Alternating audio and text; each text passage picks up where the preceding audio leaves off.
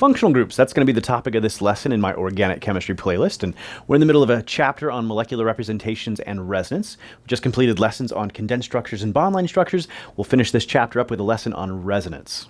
Now, this is my brand new organic chemistry playlist. I'll be releasing these lessons weekly throughout the 2020-21 school year, so if you don't want to miss one of these, subscribe to the channel, click the bell notifications. You'll be notified every time I put one of these up.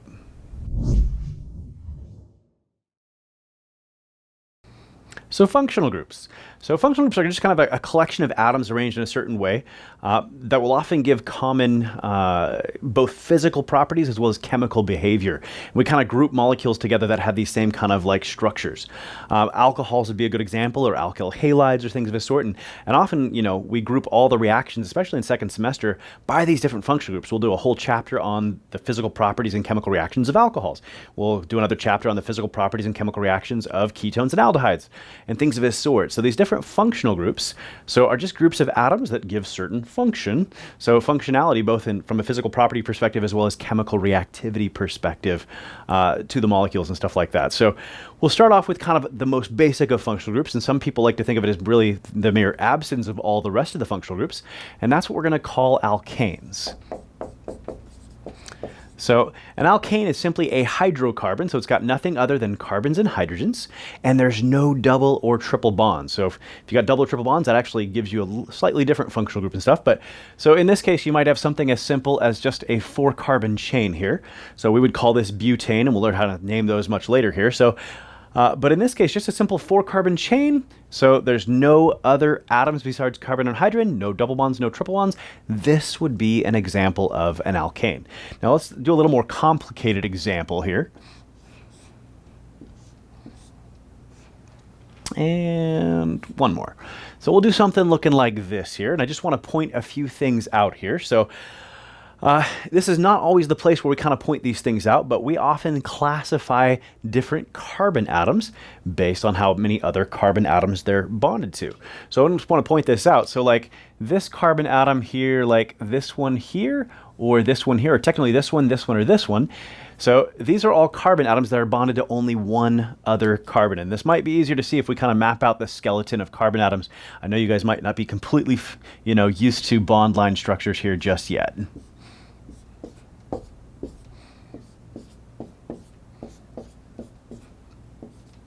Okay, so we see that this carbon, this carbon, this carbon, this carbon, and this carbon, they're all directly only bonded to one other carbon. And so we would refer to those as primary.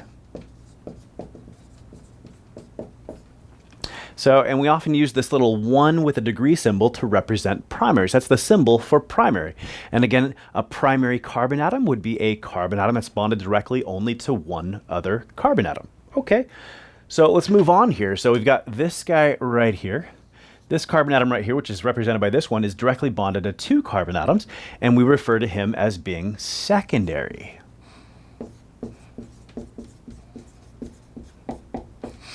Cool, and that's a secondary carbon atom. So we'll move on here, and in this case, we've got this carbon atom right here, which is representing this one right here, and it's directly bonded to 1, 2, 3 other carbon atoms, and so we refer to him as being tertiary.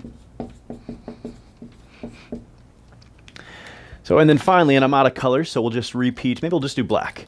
So we've got this carbon atom right here, which is this one right here, and it's directly bonded to 1, 2, 3, 4 other carbon atoms. So all 4 of this carbon's bonds are all to carbon atoms, and we refer to him as being quaternary, which will put a little 4-degree symbol.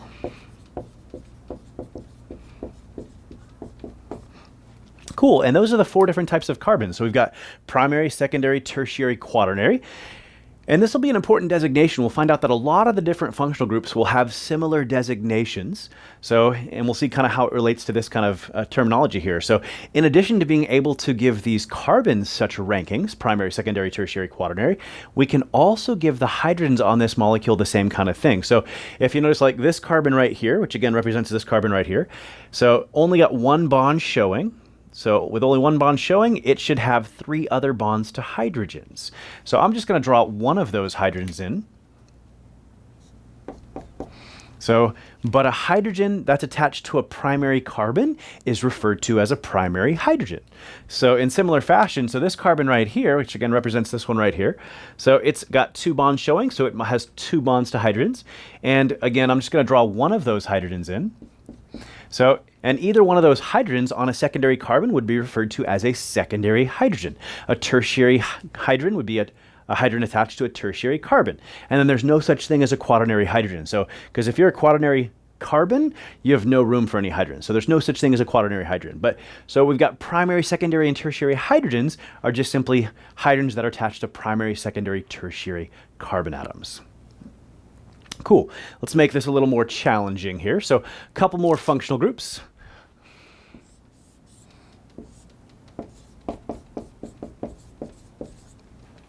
So another hydrocarbon here, but this time we're going to have somewhere in the structure at least one carbon-carbon double bond. You can have more than one, but at least somewhere in the structure you've got to have a carbon-carbon double bond.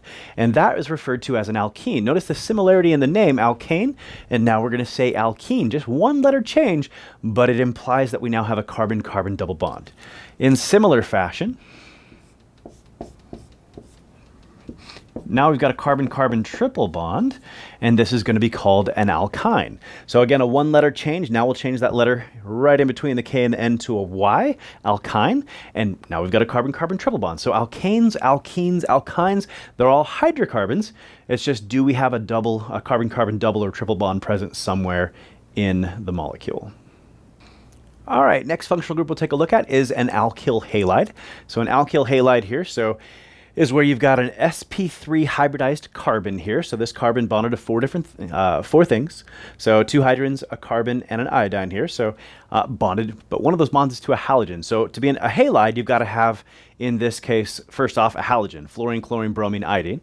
And to be an alkyl halide, so the halogen's got to be attached to an sp3 hybridized carbon. Sometimes you might call it an alkane carbon. You might think of it that way. So we just learned that functional group. So, but short for alkane here is this alkyl instead. So, but alkyl halide. So each of these is an example of an alkyl halide. So, and just like we can rank hydrogens as primary, secondary, tertiary, depending on if they're, the carbon they're bonded to, we rank halides exactly the same way. So in this case, this alkyl halide, the halogen's attached to this carbon, and this carbon right here is only bonded directly to one other carbon. So keep in mind, there's your carbon skeleton. So this carbon right here is only bonded to one other carbon. Doesn't matter what everything else it's bonded to, hydrogens, halogens, whatever, but that carbon's directly bonded to only one other carbon, so we would refer to this guy as a primary alkyl halide. So again, for halogens, it's based on the carbon the halogen is attached to, just like we saw with hydrogen atoms. Cool, this one right here, show that carbon skeleton again.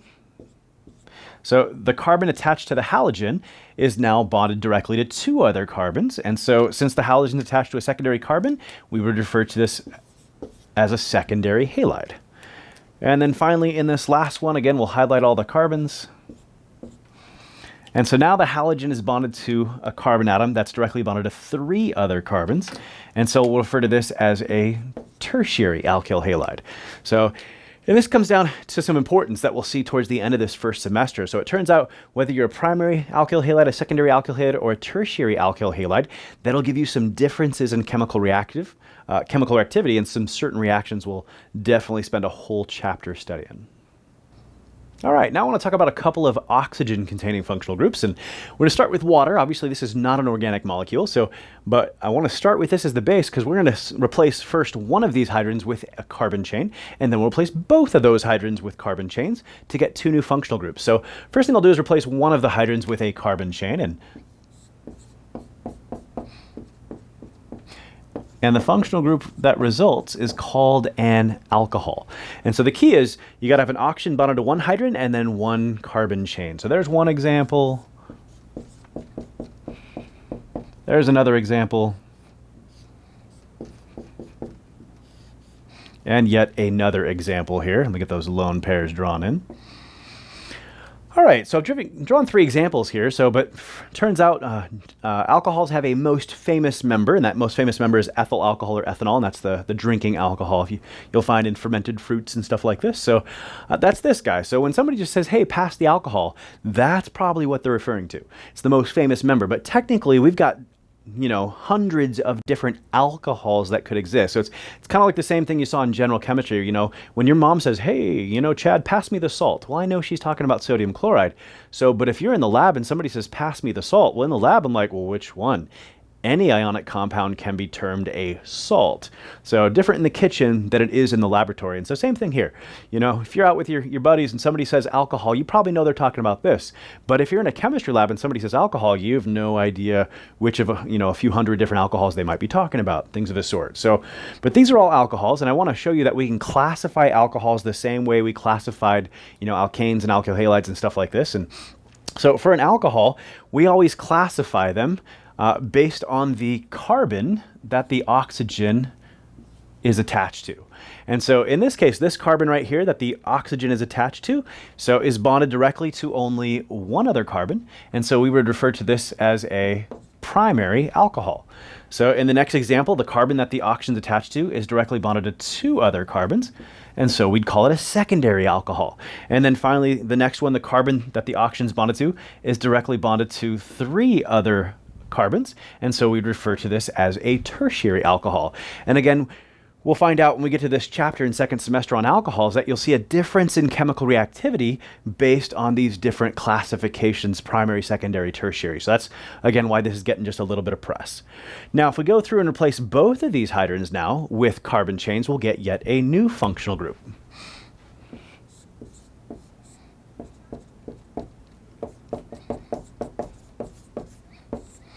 All right, so this is called an ether now. And just like with alcohols, which have a most famous members, ethers have a most famous member as well, and that's diethyl ether here. So diethyl ether is the one that, they used to use as an anesthetic. It'll put people out and stuff like that, and we still use it commonly as a solvent in organic chemistry as well. But it's the most famous, and so, generically, if somebody just says, hey, pass the ether, well, we know which one they're talking about. But there again are dozens or hundreds of different ethers that could exist. These two carbon chains can be essentially any length carbon chains. But if you have an oxygen bonded to carbon chains on both sides, that is no longer an alcohol, it's an ether. And notice this guy is not capable of hydrogen bonding as a pure liquid the way an alcohol would be. And so it's going to have different physical properties and different chemical properties to the alcohols we just saw. Cool. Let's move on. We'll study the alcohols a lot more than we'll study the ethers, it turns out. These make great solvents, and they don't do a whole lot else, as we'll find out. All right, now we want to move on to a nitrogen-containing functional group, and in this case, we call these amines. And amines are a little bit unique, and we won't study these till the very end of second semester. We might, come across one here and there. But we classify amines different than the rest of the functional groups we've looked at. So again, we looked at, what a primary carbon, a secondary carbon, a tertiary carbon, and a quaternary carbon looked like, and we ranked hydrogens and alkyl halides based on the carbon they were attached to. We did the same thing for alcohols, but amines are in principle different. So it turns out for an amine, it's not about how many carbons some carbon is bonded to, but it's how many carbons the nitrogen itself is bonded to. Because that nitrogen might be directly bonded to only one carbon, like we see in these two examples, and these two would be referred to as primary amines. Or that nitrogen might be directly bonded to two carbon atoms, and we call this a secondary amine. Or your nitrogen might be directly bonded to three carbon atoms, and we'll call this a tertiary amine. So because we classify these a little bit different in how we come out with primary, secondary, and tertiary than all the other function groups, students often get a little bit confused. So I just want to make this clear from the get-go. Now, technically, nitrogen could end up bonded to four carbon chains in certain rare cases, in which case it would end up having a positive charge. So not super important now. We call these quaternary ammonium ions. You might recall that the ammonium ion is NH4+. Well, this is now a quaternary ammonium ion. So not super important now, but technically just want to point out that these can even become quaternary as ions in certain cases. All right, the next couple of functional groups I want to look at, in fact, the next several, are all going to have a carbon-oxygen double bond. Now, I want to point out that a carbon-oxygen double bond can be referred to as a carbonyl group, or some people say carbonyl, whatever. So take it either way. And the question is, so a carbonyl itself is not a functional group. It is a part of a variety of functional groups. And the question really comes down to is, what is that carbonyl carbon? So we have a carbonyl oxygen and a carbonyl carbon. What is the carbonyl carbon bonded to in these two positions? Now I've kind of like showed this squiggly line to show that I've cut those bonds and I haven't showed you what actually is attached on the other side.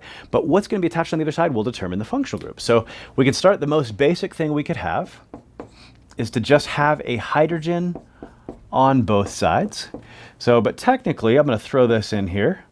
You could have just a hydrogen on one side as well. And in either case, this is the only example of one that has two hydrogens on case, but you can have any carbon chain on one side. In either of these examples, we would refer to this as an aldehyde. So your aldehyde is your first carbonyl containing functional group. Cool. Now, if I replace both hydrogens here with carbon chains instead of just one side having a carbon chain, but I replace both sides with carbon chains. And again, it could be symmetrical. I could have two identical carbon chains or two different ones. It doesn't really matter. So, and in this case, different functional group. And we'll call it a ketone. And it turns out that ketones and aldehydes do a lot of similar chemical reactions, but they're not identical in certain respects. And so they are different functional groups, but you'll find out that when we do a chapter in second semester on chemical reactivity, we'll group these together and the whole chapter will be on reactions of ketones and aldehydes together. All right, I want to cover three new functional groups all at once here, and I put three old ones on because I want you to specifically see the difference between the two because they're very subtle, and students, especially early on, often don't see the difference. So, but I put alcohol, ether, and amine back on the board. That's still an alcohol, that's still an ether, that's still an amine, and you might be like, well, Chad, you just drew them twice. Well, I'm going to alter these, don't worry. Let me get a couple of lone pairs on this oxygen here. So I'm going to alter these just ever so slightly, and so on the carbon attached to the OH, or either carbon attached to the oxygen in the ether, or to the carbon, in this case attached to the nitrogen, I'm going to actually add a double bond to oxygen. So there. And this I could have done on either side technically, and then also here.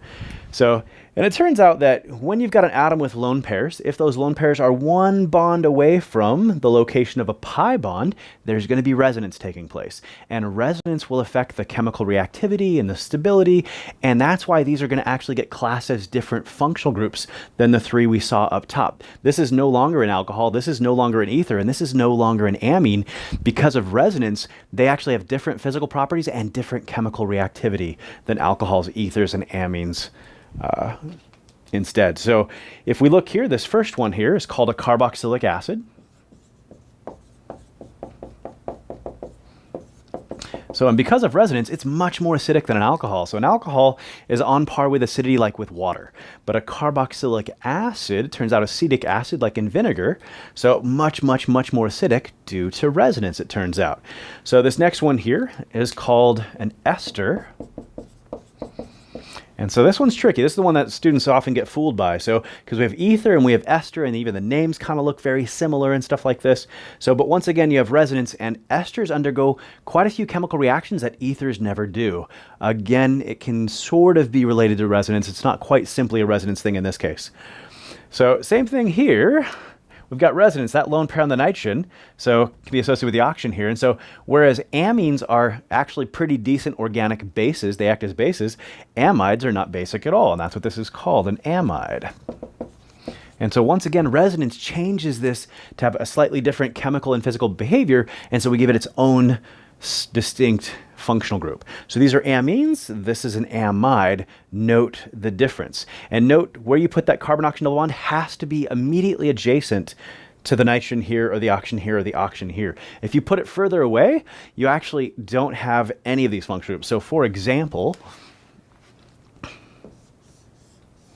so let's say I put the OH there, but I put the double bond to oxygen either here, here, or here. I had to put it there to make it a carboxylic acid. Well, in this case, these would actually just be two different functional groups. This one over here would actually still just be an alcohol. And this over here, a carbon double bonded to oxygen, bonded to two carbons on either side, that would be a ketone. Cool, and so nothing says you can have multiple functional groups in the same molecule. In fact, one of the more common types of problems you're going to get on this stuff is they're going to give you some giant molecule, and then they're going to want you to circle every functional group that's present in the molecule and label it appropriately. Well, this one here has got two different functional groups, an alcohol over here and a ketone over here. But this one over here, just the one functional group, and it is not an alcohol, so it is a carboxylic acid instead.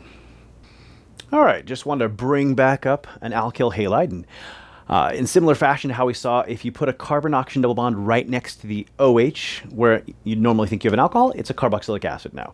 Same thing here. We call this an alkyl halide, and the carbon directly attached to the chlorine is sp3 hybridized and alkane-like, so that's an alkyl halide. However, just like before, if I take that carbon instead and give him a double bond to oxygen, well, then the lone pairs on chlorine are once again going to have resonance with the oxygen, and it's going to give this some chemical reactivity that wasn't present up here. So these don't have the same chemical properties and don't do the same kind of chemical reactions, and as a result, this gets its own functional group name. Instead of being an alkyl halide, we would refer to this as an acyl halide. So, and some people even call it an acid halide. So, because it turns out it's can be derived from a carboxylic acid as well. So, but acyl halide or acid halide, that's what this guy is. And again, the key is that the carbon that's double bonded to oxygen has to be the one bonded to the halogen for it to be considered an acyl halide. All right, we got one last other to cover, and that is when you have this lovely structure here. Now, it turns out this compound right here is just simply called benzene. That's its name. So that's benzene. And it looks like you've got, 6 carbons in a ring. And it looks like you've got alternating double and single bonds all the way around. But it turns out, due to resonance, it turns out there's delocalization of the pi electrons all the way around the ring. And so another way we might draw this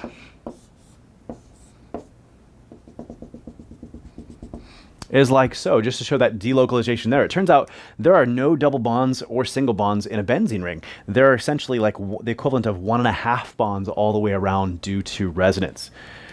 Cool, so sometimes we end up drawing this and we just draw a hexagon and we get lazy and we put a circle in it. And that's another way of representing a benzene ring as well. Now, it turns out benzene is by far the most common aromatic compound out there, by far. So, and again, you can attach other stuff to it.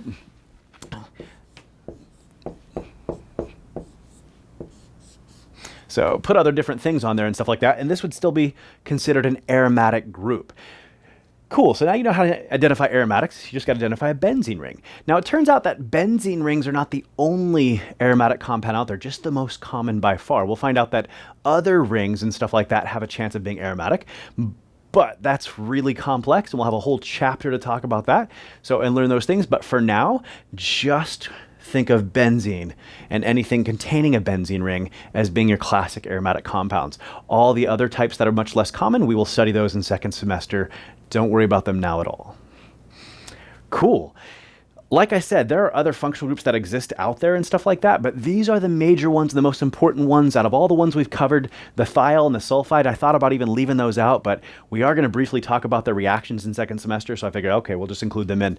But they're the least important. But the rest of these, you are very likely in just about any average organic chemistry class to be responsible for these. And you want to get good at looking at larger molecules that have multiple functional groups and identifying them. And it is not as easy as you think. If you've got just the general pattern down and stuff like that, and like, oh yeah, it's just got to have this structure and stuff, it's actually not as easy as you think, and you're not going to get good at it until you just do tons of practice. Well, if you found this lesson helpful, consider giving me a like and a share, and if you're looking for practice problems or the study guides that go with this, check out my premium course on chadsprep.com. Happy studying.